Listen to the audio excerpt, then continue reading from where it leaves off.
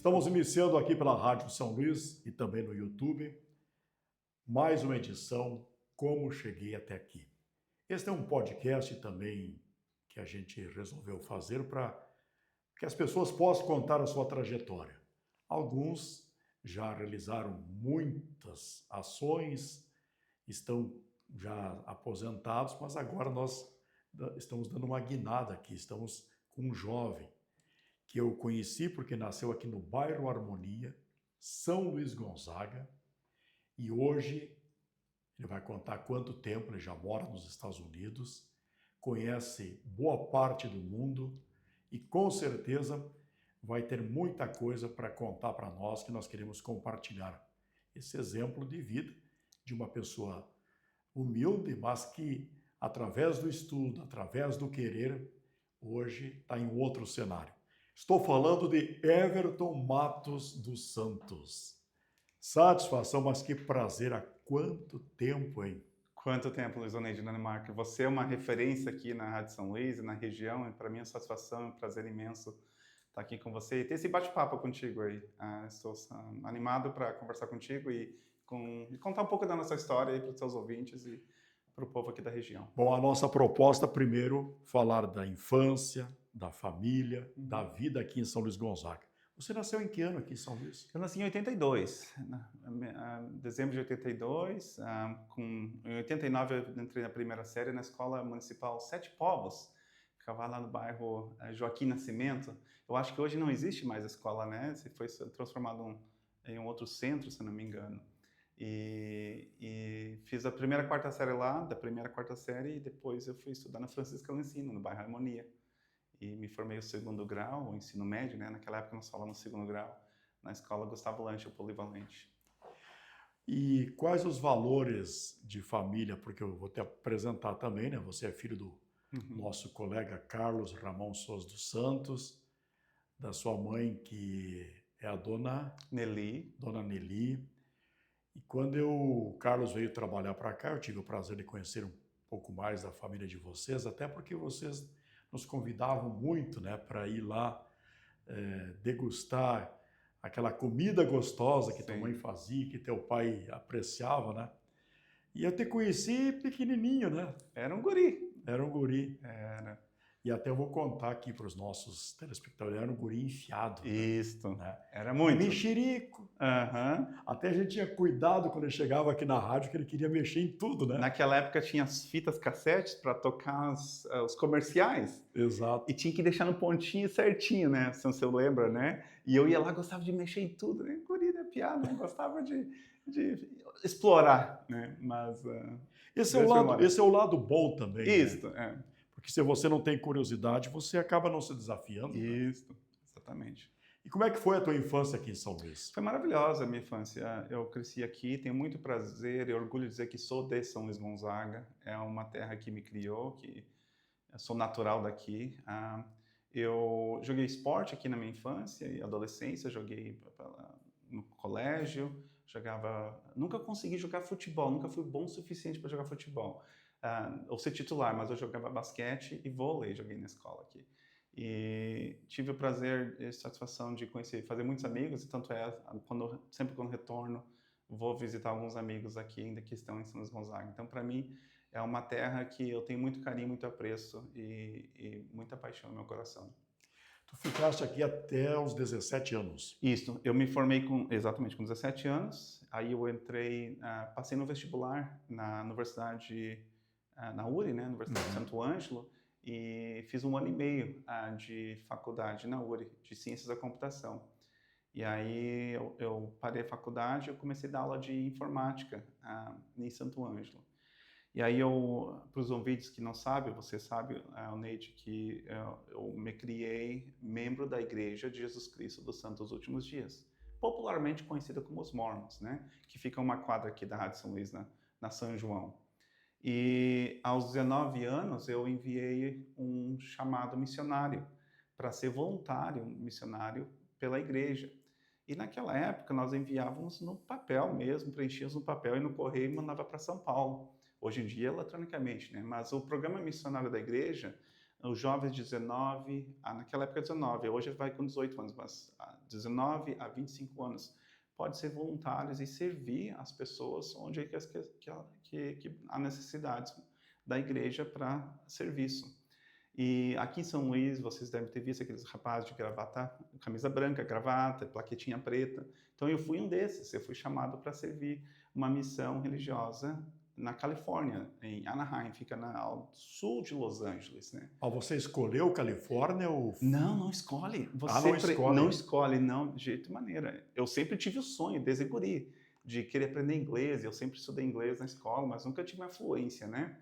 E não, você preenche os papéis, né? Naquela época, papéis, hoje é digital, e você manda para São Paulo, e São Paulo manda para a sede da igreja que fica em Salt Lake City.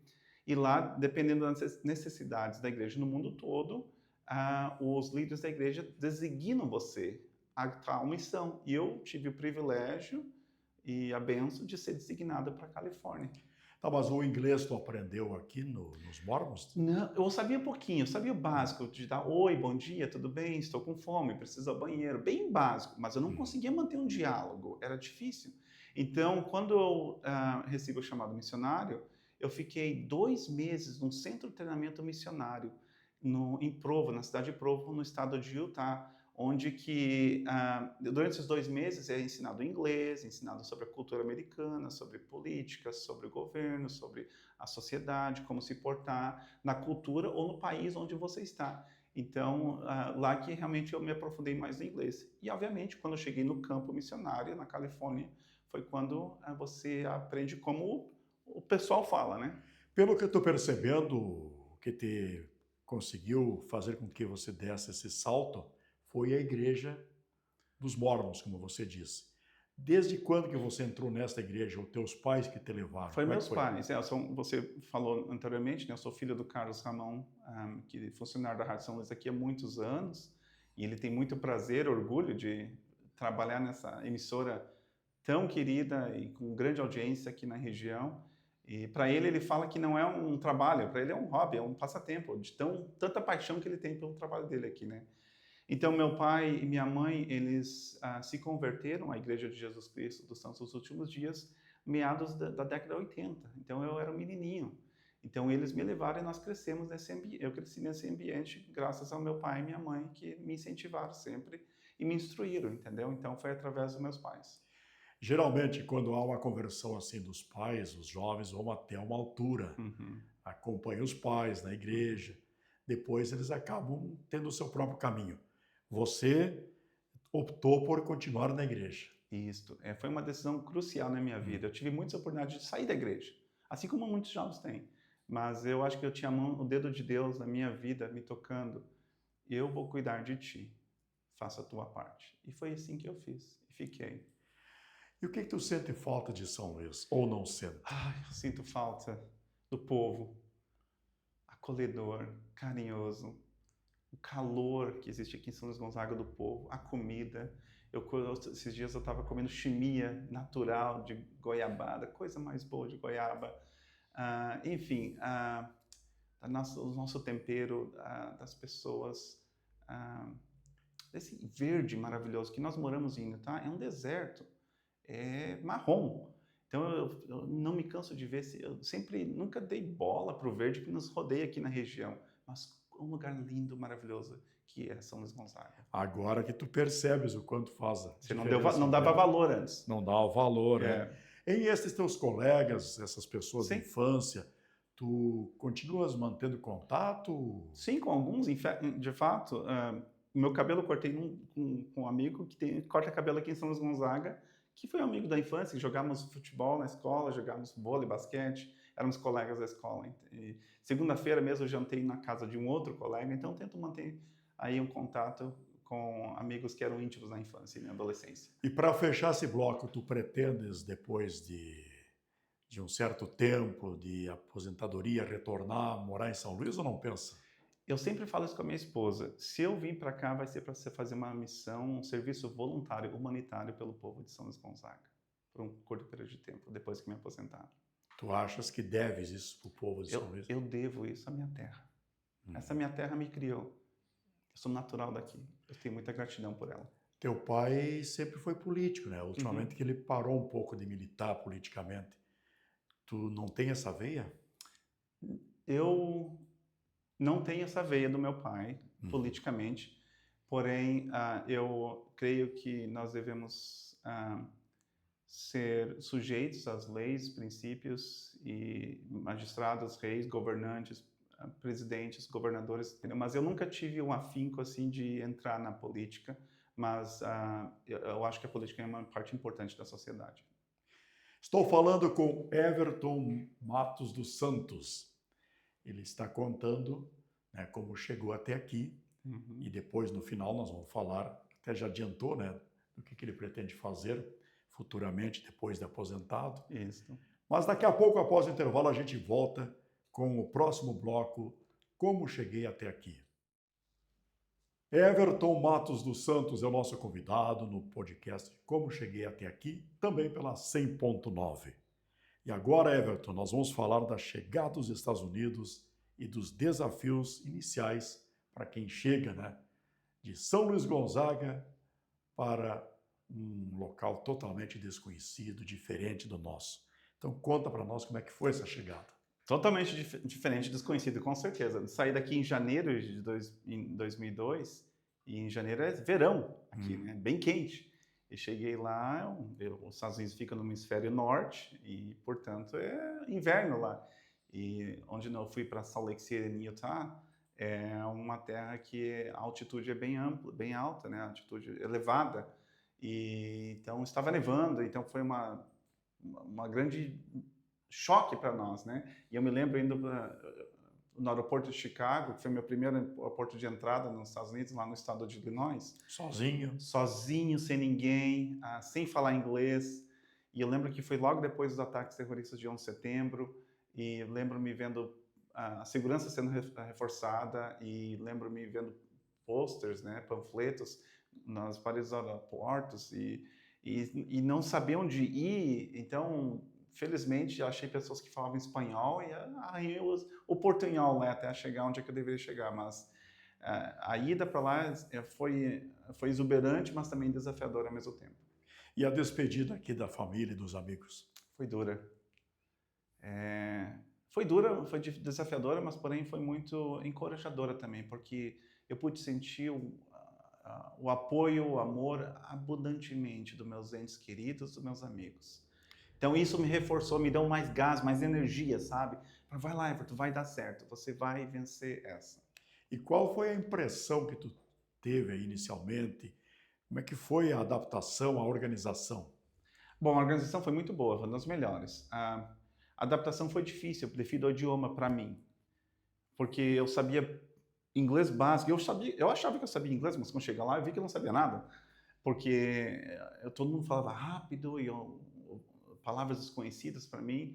Eu lembro que chegou um momento que eu falei com um dos líderes lá, que eu falei, talvez vocês tenham que mudar a designação minha, eu volto para o Brasil, faço lá minha missão, não vou fazer aqui. E aí eu lembro que um líder me falou, não, Everton, este é o lugar onde Deus quer que você esteja, confia nele. E eu sou tão grato que eu escutei aquele conselho sábio daquela pessoa. E aí você foi fazer aulas em inglês ou como é que... Isso. Como é que foi a tua formação no inglês? Isso. Então, a formação foi a seguinte.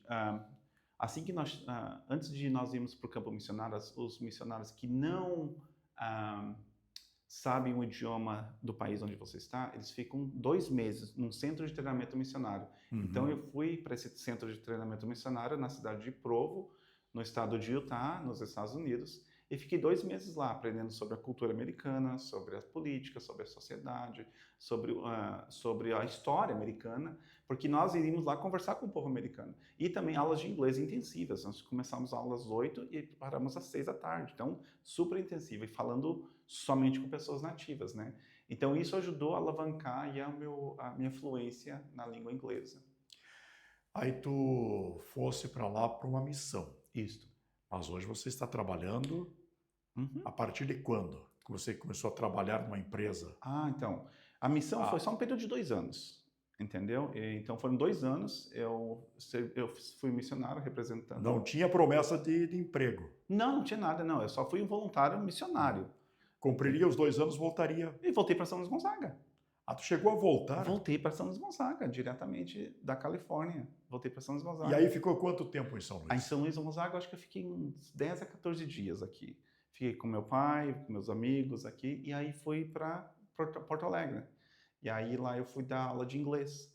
E eu estava me preparando porque... Então tu aprendeu inglês em 2 anos Uhum. e já em condições de dar aula Aham, aqui no sim, Brasil. aqui no Brasil. E o inglês aqui é muito diferente do inglês de lá ou não? Não, na verdade, os brasileiros adotam mais o inglês americano do que o inglês britânico. Como você deve saber, que há uma diferença de sotaque muito forte entre o inglês americano e o inglês britânico, assim como há uma diferença forte entre o português de Portugal e o português do Brasil. Mas você entende os dois. Sim, Não perfeitamente. tem muita diferença. Se tu sabe um, Uhum. tu acaba perfeitamente conversando e também Isso. Tá? E aí vamos voltar a falar de Porto Alegre. Sim, Porto Alegre. Foi o teu primeiro emprego Depois da missão. depois da missão. Mas eu já, antes de terminar a missão, eu fiz para você ingressar numa universidade americana, porque meu próximo passo depois era fazer uma faculdade e conseguir um emprego profissional, me colocar no mercado de trabalho e constituir uma família, né? Então essas eram minhas metas, minhas ambições. E Aquela faculdade, desculpa só te Aham. interromper, aquela faculdade que tu iniciou de contábeis em Santo Ângelo foi para o espaço. Então, eu tinha tranquei a faculdade para a missão, né? Foi uma faculdade de ciência da computação. Mas o que aconteceu? Eu descobri na missão que eu não queria ser um programador de computador. Todo respeito às pessoas de tecnologia de informação, mas não era para mim, não era meu talento. Eu descobri que eu tinha aptidão de administração.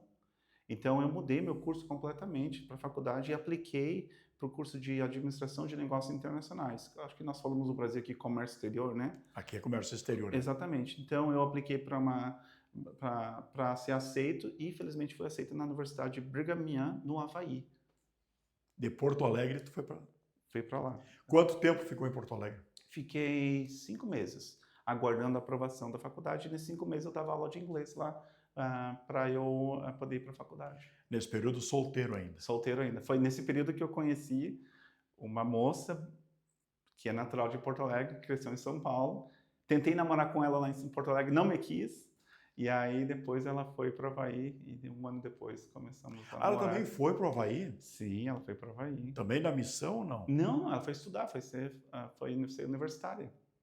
Então tu investiu aqui em Porto Alegre, não teve o retorno. Não tive retorno. Tentei várias vezes. Então foi a mão de Deus, que já falou várias Com certeza, vezes, foi a mão de Deus, sem dúvida que alguma. mandou ela para lá. Mandou ela para lá. E aí mantemos em contato. E quando ela chegou, começamos a namorar.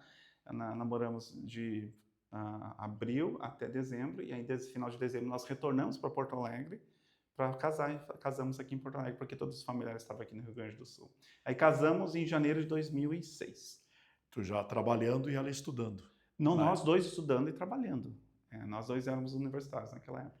E como é que foi esse primeiro emprego lá nos Estados Unidos? Bom, meu primeiro emprego foi na faculdade mesmo. Eu trabalhava no escritório de admissões, eu creio que é assim que fala, que é onde você recebe aplicações dos estudantes e eles fazem uma triagem para ver se você vai ser aprovado ou não na universidade.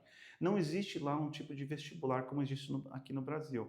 Lá eles olham o estudante e em várias categorias, seja nota, currículo escolar, aptidão, alguns testes que faz, mas não existe um vestibular. E aí existe um comitê que vai avaliar a tua aplicação e vai ver se você vai ser aprovado ou não. Então eu trabalhava na própria faculdade, ajudando a equipe do comitê para receber aplicações do mundo todo para ver se vai ser aprovado ou não. Esse foi o meu primeiro emprego. Já formado? Não, enquanto eu estava estudando. Tá aí depois da formatura, quanto tempo tu levou para... Então, eu me formei em dezembro e aí eu tentava procurando eu queria ficar lá no Havaí. Aí eu não consegui nenhum emprego, mas a minha esposa queria muito para Utah. E aí eu falei, tá bom, então vamos para Utah. E sempre foi o sonho dela de estudar lá, de morar lá. Então nós fomos para Utah e aí eu me formei em dezembro e em fevereiro a primeira semana de fevereiro foi quando eu comecei meu emprego após a faculdade nos Estados Unidos. E qual é a tua função neste emprego? Aquele primeiro emprego eu trabalhei num banco regional lá, parecido com um banco, seria um equivalente ao banco regional aqui no Rio Grande do Sul, chamado Zions Bank, o Banco Zions, o Banco Sião, que traduziríamos para português. Então, trabalhei naquele banco por 6, 7 anos.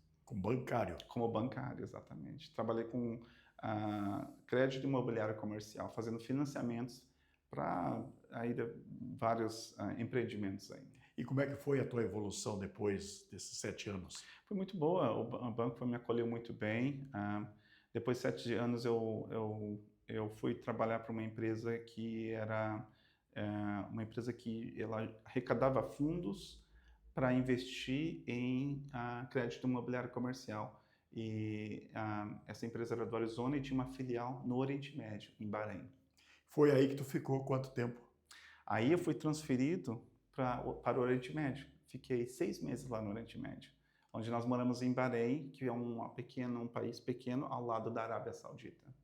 Perfeito. Uhum. Nós estamos apresentando hoje um podcast muito especial com o Everton Matos dos Santos, são luisense que saiu com 17 anos, desbravando não a região nossa do Brasil, mas o mundo. E foi parar nos Estados Unidos, já conheceu o Bahrein, depois ele vai contar para nós quais outros países que tu já conhece também, a serviço ou a passeio, né? Isto tudo depois do intervalo. Nosso podcast de hoje, como cheguei até aqui, com Everton Matos dos Santos. Eu falava antes que ele é são luisense, saiu da nossa querência aqui, como a gente... Tu ainda tem esses termos gauchescos lá ou esqueceu todos? Não, tia Bagual, barbaridade, tia. Estamos na querência missioneira aqui. E tu escuta rádio, como é que tu faz? Rádio São Luís, ainda mais hoje que tem a tecnologia que nos permite, né? Olho vivo, grande audiência. Esses dias eu estava dirigindo para para Ijuí, e estávamos escutando Olho Vivo de manhã, às 7 da manhã. E é sempre uma satisfação para nós escutar a Rádio São Luís. Pelo que a gente percebe, tu estás bem, né? Economicamente. Tu já imaginou se tu tivesse ficado aqui em São Luís, o que seria hoje do Everton? Muitas vezes. Eu sou grato pelas oportunidades que eu tive. Eu sou grato a São Luís Gonzaga também. Mas eu creio que se eu não tivesse saído de São Luís Gonzaga, eu não teria tido as oportunidades que eu tive hoje. De explorar o mundo, né? Literalmente, eu conheci... Só falta um continente no mundo que eu não conhecia, que é a Antártica. Então conta para nós, Vamos quais lá. são... Tu trabalhou no Bahrein. Bahrein. Uhum. Algum outro país a mais? Que trabalhei, não. Mas já... Que morei, né? Mas já trabalhei em vários devido ao trabalho. Quais? Bom, vamos começar então pela Ásia. Podemos lá? Vamos Sim. para a Ásia? Na Ásia já trabalhei na Tailândia, já trabalhei na Indonésia, Singapura, na Coreia do Sul. Vamos para a Oceania, Austrália. Agora vamos para o Oriente Médio. Bahrein, obviamente, conversamos sobre Bahrein, Arábia Saudita, Emirados dos Árabes, Egito, Catar, Kuwait. Não fui para Oman ainda, esse é o meu próximo país, lá no Oriente Médio. Israel, estava lá 3 meses atrás, antes da guerra. Até tem história para contar lá um pouquinho sobre Israel também. E vamos para a Europa. A Europa é grande, foram muitos países. Estávamos lá na Croácia semana retrasada, fazendo um evento de trabalho. Então, Croácia, obviamente, Alemanha, França, Portugal, Espanha, Reino Unido, já estivemos na Irlanda, já estivemos na Holanda, estava semana passada de conexão para cá. E aqui na América Latina, obviamente, aqui do Brasil, né? Argentina, mas México, Chile e Canadá. Então, a lista está grande. Está grande. Se eu esquecer, provavelmente eu esqueci de alguns, mas essa foi alguns que vem à mente aí, né? Quanto tempo tu fica em cada local? Depende. É que hoje eu saí da área bancária, né? Então eu não trabalho mais para o banco. Eu trabalho para uma empresa de consultoria na área de saúde digital. Vai fazer 10 anos no final do ano agora. E é uma empresa que eu sou diretor internacional hoje, isso que me exige a viajar muito a trabalho. Então, nós vamos em países emergentes, como o Brasil, para ajudar o sistema de saúde a ter algum tipo de prontuário eletrônico do paciente, para digitalizar os hospitais, para que os médicos, a equipe, o corpo clínico possa ter ferramentas e tecnologias à disposição para tratar o paciente e para aumentar a qualidade da saúde do paciente. Então, é isso que a gente faz hoje. Então, eu quero te pedir desculpa, tu é Aham. diretor da empresa e eu não te apresentei como diretor da Ah, tudo empresa bem, não hoje. tem problema.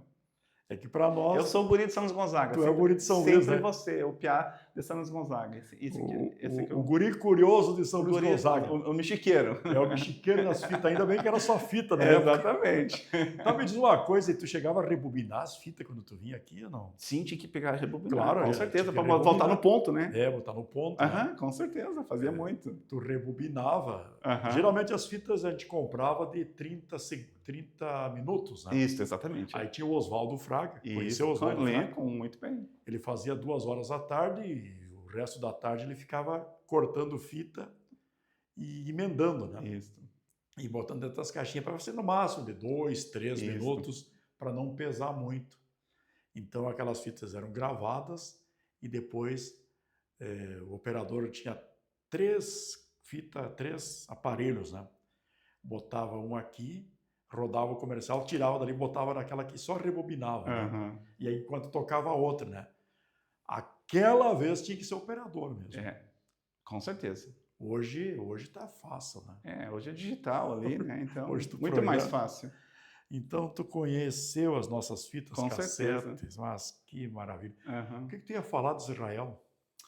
Israel é um país riquíssimo, com uma história exuberante, uma história de 3, 4, 5 mil anos, depende de quem os arqueologistas você perguntar, né? Uhum. E é um povo muito bom. Eu aprendi muito com o povo israelense lá. É uma terra abençoada, é uma terra também conturbada. Essa tinha sido a minha 4ª vez em Israel, mas foi diferente do que as outras vezes que eu fui. Essa última vez? Essa última vez. Deixa eu te contar por quê. Sempre a gente soube de Israel, né, da comoção que existe lá no país como um todo, porque devido à sua localização geográfica, né, mas para nós essa última devido às tensões que estavam se escalando na região do Oriente Médio, causaram certa preocupação para nós. E foi a primeira vez que eu estive em Israel ou no Oriente Médio que eu senti um pouquinho de medo. E foi interessante que a gente estava torcendo, orando, que estava terminando lá. Tínhamos reuniões lá com o Ministério da Saúde, fazendo alguns projetos lá, porque o Israel está procurando a informatizar todos os hospitais públicos e privados num mesmo prontuário eletrônico para que eles possam ter uma interoperabilidade na transferência de registros de pacientes. Então, nós estávamos lá para tentar ajudar eles a fazer isso. Estava tudo certo, tudo mais, para a gente fazer isso. E é uma coisa importante a saúde, né? E aí é interessante que eles falaram, esse projeto que a gente está fazendo não é só um projetinho, mas é um projeto que nós recebemos soldados que estão feridos da guerra, que a gente está tentando salvar. Então, essa tecnologia vai nos ajudar a ter a possibilidade de salvar soldados mais rápido. E estava aquela tensão, e a gente esperando a qualquer momento que talvez o Irã ia atacar Israel ia atacar Irã, ou os Estados Unidos ia intervir, e nós orando, torcendo para que não acontecesse aquilo, porque se isso acontecesse, a gente ia ficar aliado no país, o aeroporto ia ser fechado. Uhum. Então, para nós, eu me lembro vividamente, quando o voo estava decolando, que eu saí de Israel indo para Dubai, eu lembro fazendo uma oração no meu coração, falando, obrigado, meu Deus, por nada ter acontecido, eu estou saindo daqui em segurança. Então, as ternas misericórdias do Senhor. E depois tu saiu, quanto tempo estourou? Logo depois? Foi 10 dias, nem isso. 10, 12 dias. Muita gente ficou lá. Muita gente ficou presa, né? Como você acompanha no noticiário. Então, essa foi a história de Israel. Como é que é a economia? Bom, perguntar sobre a economia americana, né? Mas para quem vive lá. Uhum. Mas eu quero saber um pouco mais nesse momento, assim, que tem taxação do governo Trump. Uhum. Empresários, o povo de lá não reclama do governo? Reclama constantemente, tanto o que está doendo mais no bolso dos americanos agora é o preço do combustível. Se você vê aí, antes da guerra, o preço do combustível estava no meados de $2 e $2,50, $2,60 o galão, que lá a gasolina é vendida por galão, não é por litro. Um galão é mais ou menos 3,6 mililitros, né? 3 litros e 600 mililitros. Então, e hoje, quando eu saí de lá, estava quase $4 o galão. Então, você vê aí um acréscimo de quase 40%, né, sobre o valor da gasolina. E, obviamente, se o combustível sobe, as coisas no mercado também sobem.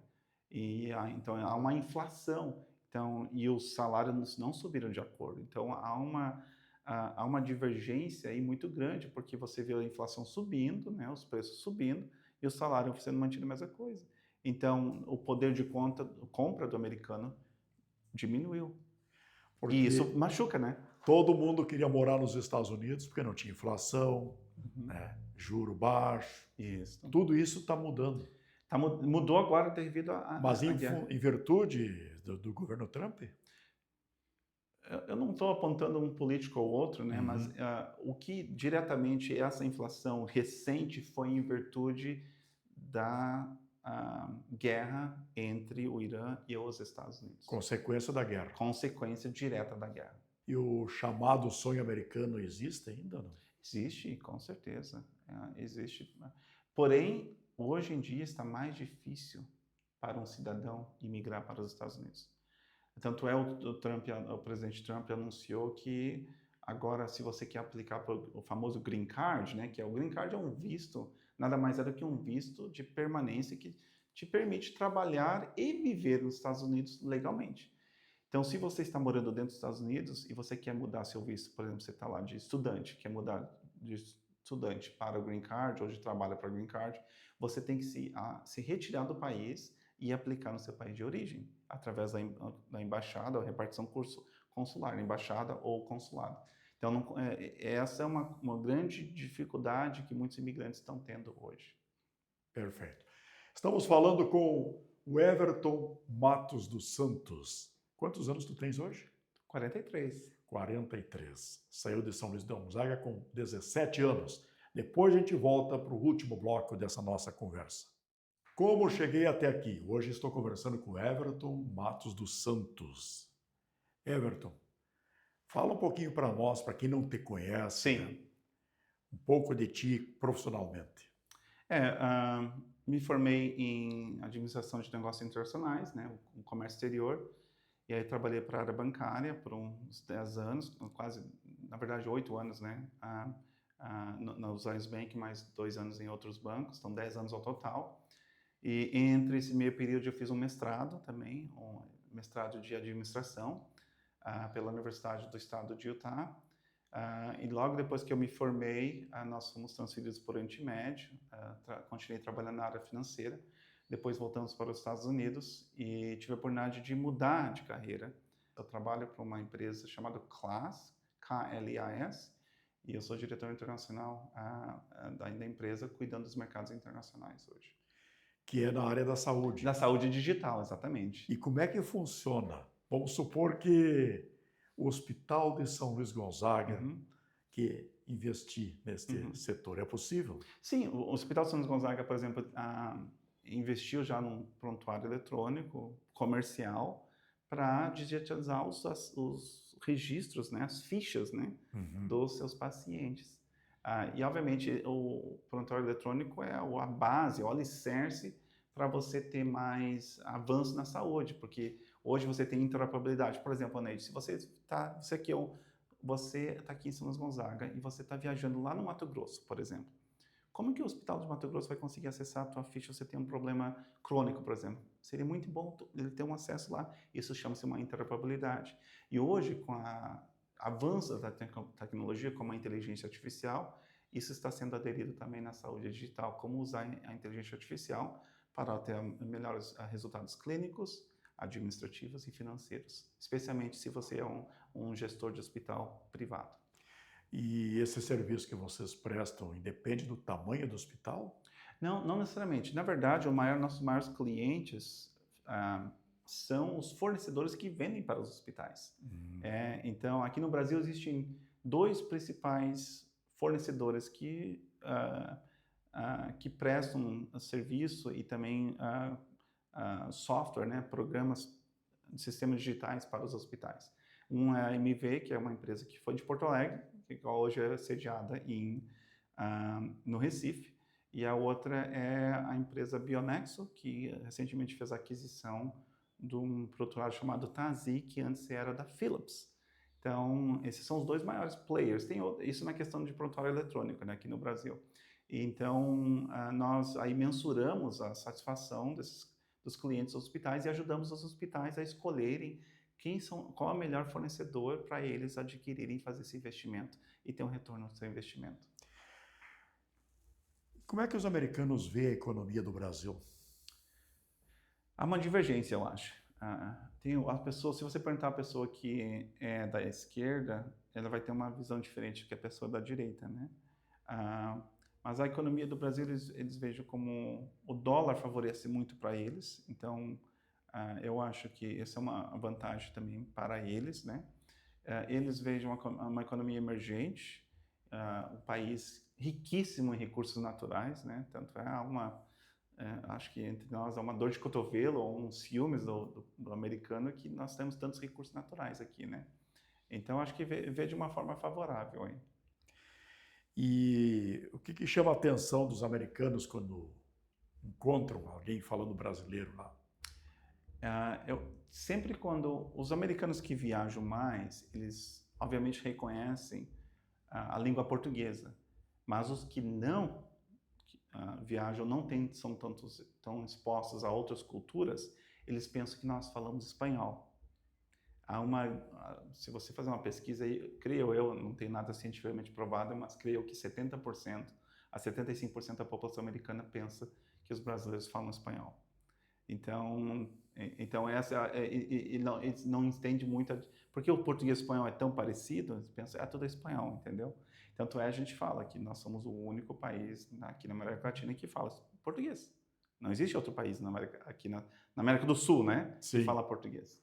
Então, ainda há muito a ser educado ainda. O povo americano precisa aprender mais, precisa saber mais sobre essa questão do Brasil. Tu deves acompanhar a política do Brasil, né? E estamos hoje numa polarização assim terrível já há algum tempo. Sim. E essa polarização também existe por lá? Existe muito forte. Lá existem dois partidos, né? Os republicanos e os democratas, né? Como você sabe. Então, as pessoas que são republicanas, que é o partido do presidente Trump, muitos delas, até conhecidos meus, devido a essa polarização que você mencionou, estão aí se afastando tanto da esquerda, assim, aliás, da direita, né, vindo mais para o meio, porque devido a essa polarização que está acontecendo, né? E o que o americano espera do Brasil em termos de eleição? Porque existe, inclusive do lado do Bolsonaro, que vão a todo momento lá pedir apoio para o Trump, né? O que se fala disso por lá? Eu acho que a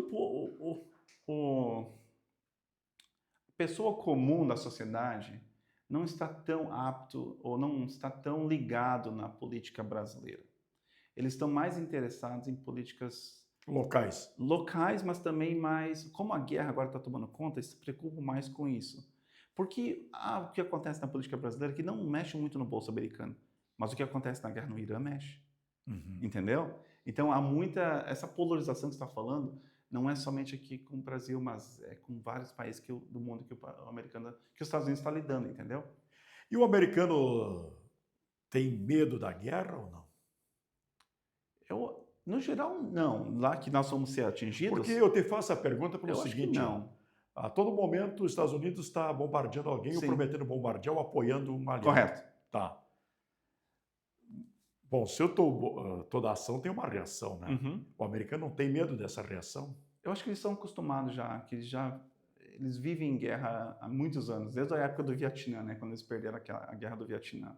Então, eu creio que o povo americano está acostumado. Nós temos amigos, tive um amigo íntimo que infelizmente morreu na guerra, e ele há muito orgulho da nação americana para defender os valores da nação estadunidense. Por quê? Eles defendem liberdade, eles defendem liberdade de expressão, eles defendem tratar todo ser humano com igualdade, eles defendem os direitos de todo mundo. Então, eles têm orgulho dessa nação que foi criada. E só foi criada dessa forma devido aos valores e às guerras que eles lutaram ao longo dos anos. Então, o Ministério da Defesa, que fala, né, tem um orçamento gigantesco, bilionário para a defesa americana, entendeu? Então, eu acho que eles já estão acostumados. Muitos não gostaram dessa reação que houve com o Irã, assim como não gostaram na passada com o Iraque também, entendeu? Ou com outros países, como Afeganistão e Paquistão no passado. Mas, no geral, eles querem defender a sua soberania, acima de tudo. Te prometo que é a última pergunta sobre política. Os jornais repercutiram ao encontro do Lula e o Trump por lá ou não? Os jornais de lá? De lá, muito pouco. Eu acho que só os jornais locais. Talvez eu tenha visto na CNN, que é um canal de abrangência rede nacional, que repercutiu lá. Como eu falei, a visita do Lula ou de qualquer líder do Brasil nos Estados Unidos não é algo que o americano ele está aqui. Ao contrário, se o Trump vir no Brasil, o Brasil todo para. Todo para, né? Não é? E lá não. Agora, se você me falar, o presidente de Israel está indo para lá, o presidente da China, o Putin, da Rússia, aí sim. Mas o Brasil não. Não para. Há manchetes aqui e ali, mas não é algo que eu vou chegar no trabalho ou na escola, as pessoas vão estar falando. Entendeu? Talvez vão falar comigo porque sabem que eu sou brasileiro, teu presidente está aqui, entendeu? Só para te comunicar. Exatamente, mas não dá uma audiência assim. Perfeito. Forte. Olha, eu quero te agradecer pela gentileza de comparecer aqui, né? O prazer é meu. Te desejar muito sucesso, porque eu imagino que teu sucesso já foi conquistado graças ao teu esforço, tua dedicação, teu querer e principalmente pelas mãos de Deus também, né? Porque Ele guia nossos caminhos e você também sempre observou esse detalhe. Mas qual é a mensagem que você diria para tantos jovens nossos que também têm que tomar uma decisão a uma certa idade? Eu estava esperando que você fizesse essa pergunta para mim e eu estou feliz e grato que você fez.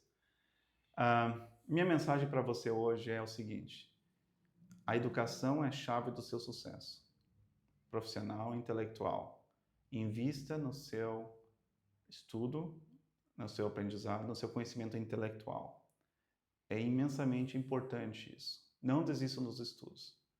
Façam o que puderem para que vocês possam crescer intelectualmente, porque a educação vai gerar mais oportunidades para você. Então, essa é a minha primeira mensagem. Invista na educação, a importância disso. Outra, se tornem pessoas íntegras e honestas. A integridade e a honestidade é um alicerce para qualquer pessoa. E ela vai te deixar a par, ou você vai se destacar por ser uma pessoa íntegra. E, finalmente, minha última mensagem é confiar, ter fé num ser supremo, seja o que você acreditar, mas acreditar em alguma coisa que vai te dar as forças, que vai te dar coragem para não desistir e para que você possa aí ter o afinco que você precisa para sobrepujar os desafios desta mortalidade, porque todos nós passamos por desafios aqui. E cuidar, obviamente, da sua saúde física, sua saúde mental e espiritual. Essa é a minha mensagem para você hoje.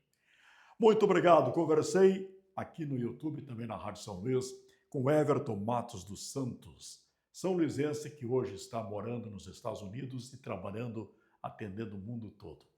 Voltamos numa próxima oportunidade.